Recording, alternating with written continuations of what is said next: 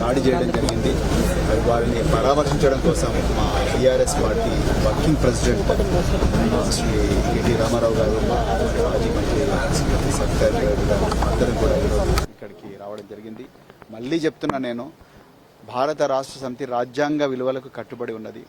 మరి ఈ దేశంలో రాజ్యాంగం ప్రకారం ఆర్టికల్ 25 ప్రకారం అన్ని మతాలకు సమానమైన స్వేచ్ఛ ఉన్నది.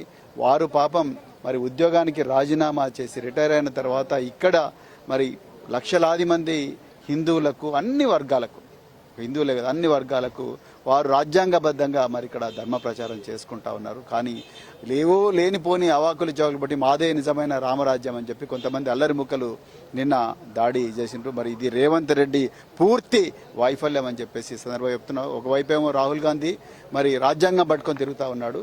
అదే రాజ్యాంగం ఇచ్చిన ఆర్టికల్ 25 ఏదైతే మతపరమైన స్వేచ్ఛ ఉందో దాన్ని ఇదే రేవంత్ రెడ్డి ప్రభుత్వంలో కాలరాయబడుతున్నది. లేకపోతే నిన్న కొంతమంది అల్లరి ముక్కలు ఎవరి ధైర్యం చూసుకొని వచ్చి ఈరోజు చిలుకూరు బాలాజీ టెంపుల్ యొక్క ప్రధాన అర్చకుల మీద దాడి చేసిండ్రో అది పూర్తిగా పోలీసు వైఫల్యం. ఆ హోంశాఖ మంత్రిగా రేవంత్ రెడ్డి అనర్హుడు. ఆయన అర్జెంటుగా రాజీనామా చేయాలని చెప్తున్నా.